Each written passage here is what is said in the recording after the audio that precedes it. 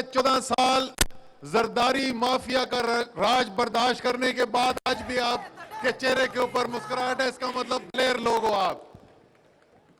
अच्छा, ये आज निकल रहे हैं, बिलावल साहब एक मार्च लेकर निकल रहे हैं, इनसे जरा पूछो तो ये क्या मांगने के लिए जा रहे हैं? 14 साल से सूबाई हुकूमत सिंध की पीपल्स पार्टी के पास, उसमें 5 साल वफाकी हुकूमत भी पीपल्स पार्टी के पास, 18वीं तरमीम के बाद ज़राअत सूबाई हुकूमत के इख्तियार में, सनत सूबाई हुकूमत के इख्तियार में, तालीम सूबाई हुकूमत के इख्तियार में, सेहत सूबाई हुकूमत के इख्तियार में, आपाशी सूबाई हुकूमत के इख्तियार में। तमाम तकरीबन वो चीजें जो लोगों के रोजमर्रा इस्तेमाल की चीजें, जो जरूरत है जिस चीज की, जिससे रोजगार पैदा होता है, वो तो सब सूबाई है। ये मार्च किसके खिलाफ लेकर निकले हुए हैं?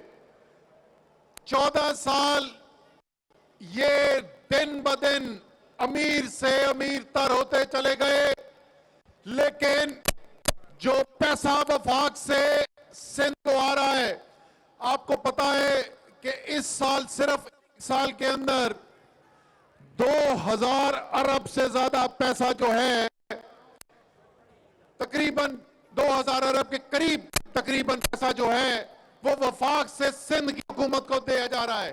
क्या आपको जैकबाबाद में वो पैसा लगता हुआ नजर आता है? कहीं कोई पानी की स्कीमें आ रही है, सड़कें बन रही है, कोई नए अस्पताल बन रहे हैं?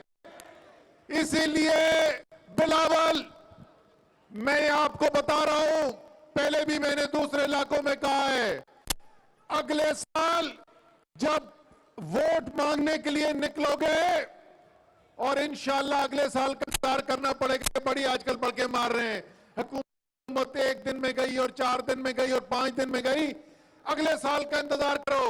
लेकिन बुरी खबर अगले साल के लिए भी दे दूं, आपको पता है कि जब बिलावल जरदारी ने निकलना है सिंध के अवाम से वोट मांगने के लिए, तो अली जैदी किधर है? अली, आपको पता है? हाँ, आपको पता है क्या जवाब मिला है? जिस वक्त बिलावल जरदारी ने वोट मांगना है, आगे से सिंध के अवाम ने बोलना है मरसू मरसू वोट न दे। तो ये सिंध के तने जोड़ी तीर के जड़े तोड़ी था, सिंध के तने जोड़ी था।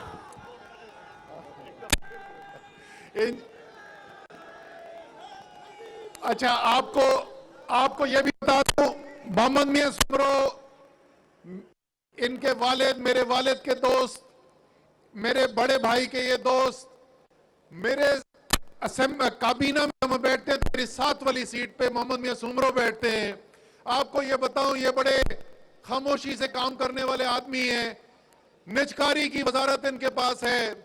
5 साल मुस्लिम लीग नून, ये शायद आपको भी नहीं, डेटा आपके पास भी होगा, 5 साल मुस्लिम लीग नून की हुकूमत और 5 साल पीपल्स पार्टी की हुकूमत, 10 साल उन्होंने मिलकर इतना पाकिस्तान के रियासत के लिए पैसा नहीं इकट्ठा किया जितना आपने सिर्फ ये एक ट्रांजैक्शन जो पिछले महीने में की है उसमें मोहम्मद मियां सुमरो ने किया।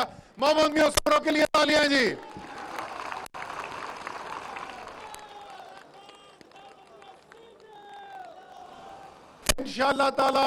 इंशाल्लाह ताला ये तारीख दिन सिंध के ये 14 साल से जो जुल्म सिंध के साथ हो रहा है, 14 साल के ये जुल्म सिंध के ऊपर खत्म होने के लिए जा रहा है। और जरदारी साहब सुन लो जरा, इमरान खान ने बल्ला उठा लिया है और जरदारी को सिंध भगाने के लिए आ रहा है। तैयार हो?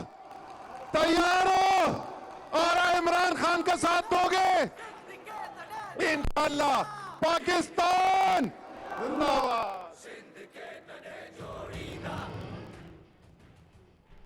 अभी हम वफाकी वजीर असद उमर जैकबाबाद में सिंध हुकूक मार्च के शुरका से खिताब कर रहे थे। उन्होंने कहा कि पीपल्स पार्टी ने 14 साल से सिंध के अवाम को परेशान कर रखा है। उनका मजीद कहना था कि वफाक ने कराची समेत सिंध के अवाम के लिए मुतादिद तरक्याती काम किए।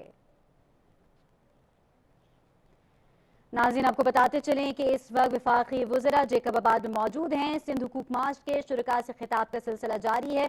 और अगर इससे पहले की बात करें तो वफाकी वजीर अली जैदी ने भी जैकबाबाद में सिंध हुकूक मार्च के शुरका से खिताब किया। उनका यह कहना था कि पाकिस्तान पीपल्स पार्टी अब जमात नहीं, जरदारी माफिया बन चुकी है। और इसके साथ साथ वफाकी वजीर असद उमर ने भी जैकबाबाद में सिंध हुकूक मार्च के शुरका से खिताब किया है। उनका यह कहना था कि पीपल्स पार्टी ने 14 साल से सिंध के अवाम को परेशान कर रखा है।